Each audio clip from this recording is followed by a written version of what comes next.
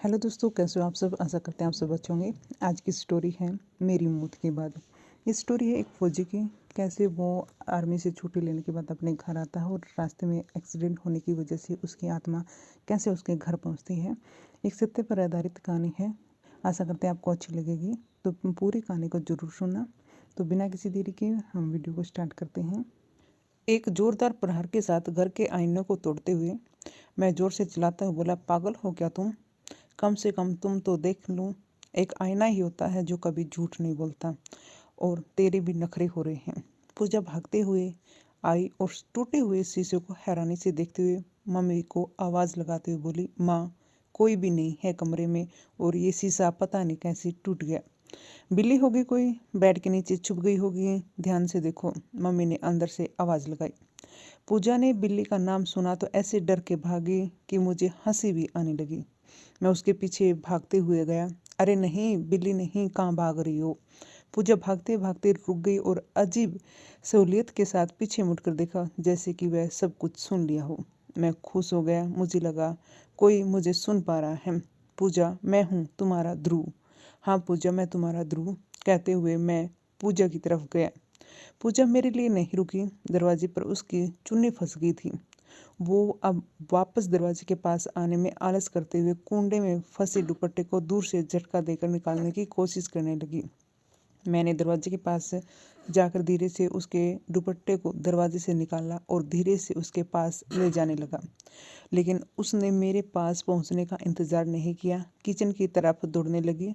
मैं भी दुपट्टे का दूसरा छोर पकड़े उसके पीछे पीछे भागने लगा।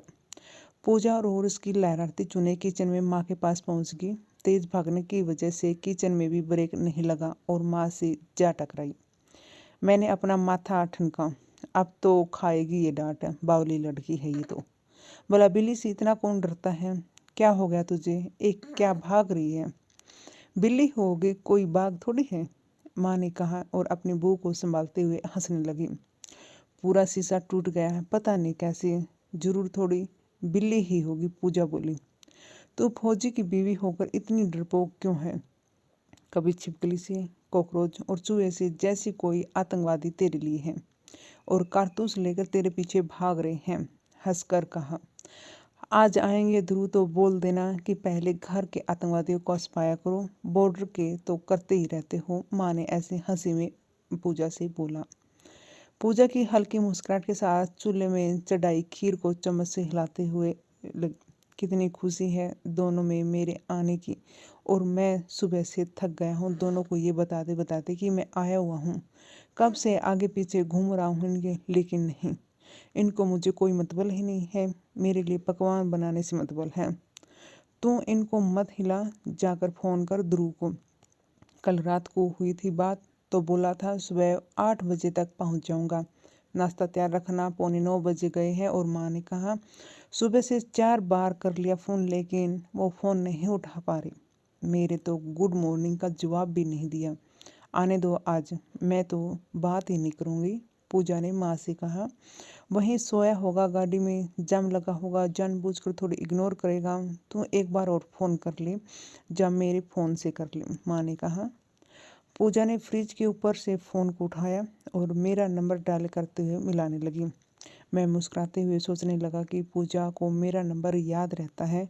वो अपने फ़ोन से भी मुझे नंबर डायल करके फ़ोन करती है, जबकि नंबर सेव रहता है और कॉल हिस्ट्री में भी पहले या दूसरे नंबर पर रहता है, फिर भी आदत से मजबूर है। घंटी जा रही है लेकिन उठा नहीं रही। घंटे की आवाज़ सुनकर मैंने जेब को टटोला तो मेरे जेब में फ़ोन नहीं था।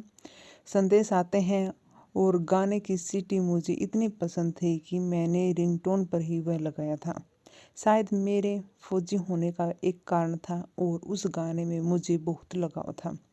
फ़ोन की रिंगटोन की आवाज़ गूंज रही थी एक सुनसान जंगल में।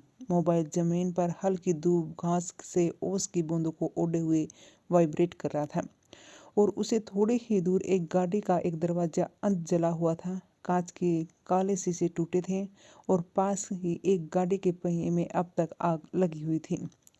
रिंगटोन की आवाज़ कानों में गूंज रही थी क्योंकि मैं अभी मोबाइल के पास जा चुका था। मोबाइल के पास जलती हुई गाड़ी और झाड़ियों में फंसी हुई लाशों को देखकर मैं हैरान था। मोबाइल के पास जाकर देखा तो मेरी माँ का फ़ोन आया था और मैं जानता था कि मेरी पत्नी पूजा कर रही है। उन्हीं लाशों में खुद को देखकर मैं ज़ोर से चिल्लाया, नहीं, मेरी नहीं। बोलने की आवाज़ पूरे इलाके में गूंजी, वो भी सिर्फ मेरे लिए। मैं चारों तरफ गर्दन घुमाते हुए धीरे से खुद की लाश के पास गया और उसे उठाने लगा।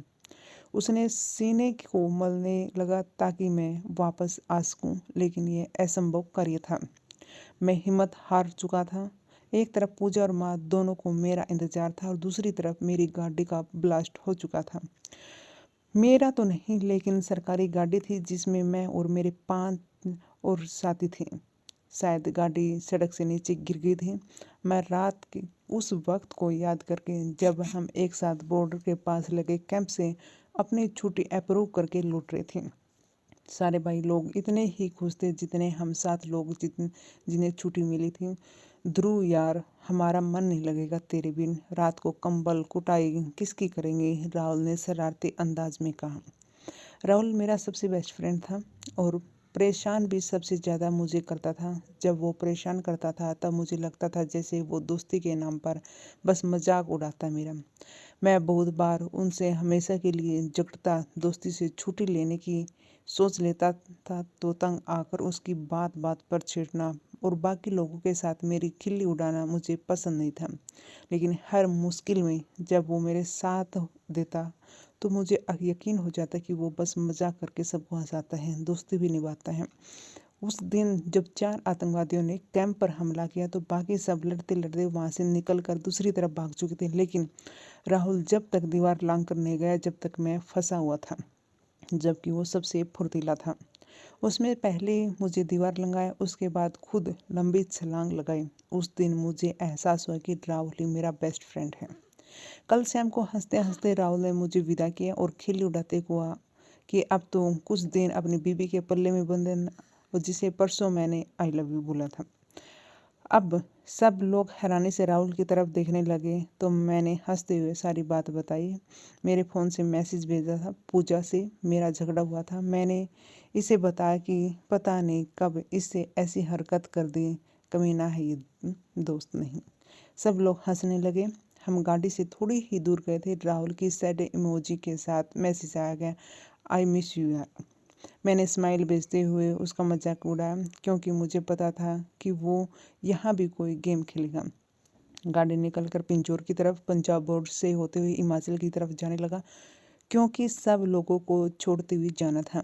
मैंने गाड़ी के लास्ट वाले सबसे बड़े सीट पर कब्जा किया और पेट के बल लेटकर कोने पर सारा बार डालते हुए मोबाइल हाथ में ले लिया और पूजा को मैसेज करते हुए लिखा, अब तो खुश होना, मैं छुट्टी लेकर आ रहा हूँ, वो भी पूरे महीने की। साथ में मैंने लास्ट सीट पर लेटे हुए एक सेल्फी ली और पूजा को सेंड कर दी। तब भी पूजा को यकीन नहीं था क्योंकि उसके साथ अक्सर मैं ऐसी ठिठोली करता रहता हूँ। पुरानी पुरानी फ़ोटो भेजकर उसे पूरे वीडियो कॉल कर देता हूँ। तब मेरे पास हैंडफोन नहीं था तो मैंने फ़ोन काटते हुए पहले बैग से हैंडफोन निकाला और उसके बाद दोबारा कॉल करके पूजा को मैसेज आ गया, मुझे पता है आप आ रहे हो। वीडियो कॉल कर रही थी लेकिन अब माँ के साथ मार्केट जाने लगी। शाम को कर लूँगी, टाइम लगेगा तो, नहीं तो किया तो कल तो आप आ ही रही हो। पूजा का मैसेज देखने के बाद मैंने कॉल बैक नहीं किया, माँ को कॉल किया, हेलो माँ प्रणाम, बैठ गया तू गाड़ी में, थोड़ा ध्यान से आना, ठीक है, माँ ने कहा। लेकिन लेकिन आपको कैसे, मैं कुछ कहता कि माँ दोबारा बोलने लगी, मुझे बहुत दिनों से ऐसा लग रहा था कि तेरे से मुलाकात होने वाली है और अब जब बहू ने खुश होकर बताया कि ध्रुव आ रहा तो मैं समझ गई थी मेरा उस दिन का सपना जरूर पूरा होगा। 2-4 दिन पहले ही सपने में तू घर आया था। सपने तो मुझे आते हैं मम्मी, लेकिन बहुत अजीब अजीब से। मैंने सपने में किसी को बताऊंगा भी तो कैसे अजीब तरह के शुरू होते हैं और अजीब तरह के ख़त्म हो जाते हैं। मैंने कहा, तू तो बचपन से अजीब सपने देखता, तेरे सपनों पर तो किताब भी लिखी जा सकती है। अभी भी वो सब छोड़कर तुम बता, नाश्ता क्या करेगा कल सुबह, माँ ने कहा। ऐसे मत पूछो, आप तो पकाते हो वो स्पेशली होता है, कुछ भी पका लेना, मैं 8 बजे तक घर पहुंच जाऊंगा। मैंने कहा मार्केट, माँ ने मार्केट जाना था तो जल्दी फ़ोन काट दिया, रास्ते में नेटवर्क प्रॉब्लम बहुत आती है, नेट भी नहीं चल रहा था। मैंने मोबाइल में गाने चलाकर सोना ही बेहतर समझा। मेरी एक और ख़ास बात थी जिसके कारण मेरा मजाक भी बनाते थे दोस्त। वो ख़ास बात थी, मुझे जहाँ आंखें बंद करके 5 मिनट रह लिया तो वह नींद आ जाती थी। कभी कुर्सी पर, कभी किसी पत्थर में, कभी कभी कैंप के अंदर चटाई बिछाकर भी सो जाता था। इतनी प्यारी नींद थी कि इंतज़ार करते आंखें मूंद के गाना सुनते सुनते मुझे गाड़ी में नींद आ गई और उस गाड़ी के बाद का मुझे कुछ याद नहीं है। मैं घर चला गया तो मुझे कोई देख नहीं पा रहा। मैंने घर का शीशा तक इसलिए तोड़ दिया क्योंकि उसे मेरी परछाई भी नहीं दिख रही थी। पूजा ने भी नहीं देखा, ना ही माँ ने। जब पूजा ने माँ के फ़ोन पर फ़ोन किया तो मैंने पाया कि मैं किसी जंगल में बेसुध पड़ा हूँ। फ़ोन पर फ़ोन आ रहे थे और मैं चारों तरफ जल रही गाड़ियों की पुरजोर साथियों की लाश देख पा रहा था। एक अजीब सा डर मेरे मन में था क्योंकि मुझे अभी भी पता लगा कि वो शीशे में मेरे नहीं दिखने की वजह क्या थी। पूजा ने क्यों नहीं देखा मुझे, माँ को मैं महसूस नहीं हुआ, मुझे सब मालूम हो चुका था। इन सब का कारण था कि मैं मर चुका था, लेकिन मेरी आत्मा को सिर्फ घर जाने की बेचैनी थी, इसलिए वो शरीर को छोड़कर घर चले गई। अब मैं घुटने के बल अपने गिरे पड़े मोबाइल की तरफ गया। झाड़ियाँ इतनी थी कि कोई ठीक से तनकर चल भी नहीं सकता। जैसे ही मैं मोबाइल को पकड़ने लगा तो मोबाइल के पास किसी का पैर नजर आया। मैंने पैर को देखते ही ऊपर की गर्दन उठाई तो एक लटकाता हुआ फौजी को अपने सामने पाया, जिसमें वो मोबाइल उठाया और अपने कॉल को डिस्कनेक्ट नंबर डायल किया। हेलो गाड़ी 136A टू अमृतसर टू है हिमाचल पलट गई है और गाड़ी के सारे जवान मौत के घाट उतर गए हैं। मैं ही बच गया क्योंकि जब गाड़ी पर आतंकवादियों का हमला हुआ तब मैं गाड़ी में नहीं था। गाड़ी पर इलेक्ट्रिक कारतूस से हमला करके उन्हें जो ब्लेंट बिगाड़ दिया और पलटते हुए गाड़ी पर गोलियां चलाई। मैं बहुत मुश्किल से सभी फौजी भाइयों की लाश तक पहुंचा हूं। ओके, हम सब कुछ करते हैं, कहती हुए कॉल डिस्कनेक्ट हो गई। अरे ये तो रघु है, मैंने खुद से कहा। झाड़ियों को हटाते हुए रघु के पास गया। रघु से मैं कुछ कहता, एक बार फिर पूजा को लाया और रघु के नाम पड़ा। कहा, क्या हूँ मैं पूजा भाभी, कैसे उठाऊँ फ़ोन। दोस्तों आगे क्या कुछ होता है, कैसे ध्रुव अपने घर पहुंचता है, कैसे पूजा से बात होती है, वो हम कल की वीडियो में बताएंगे। तब तक अगर आप चैनल पर फर्स्ट टाइम आए हैं तो चैनल को सब्सक्राइब करें और आपको कहानी अच्छी लगे तो लाइक ज़रूर करें। धन्यवाद।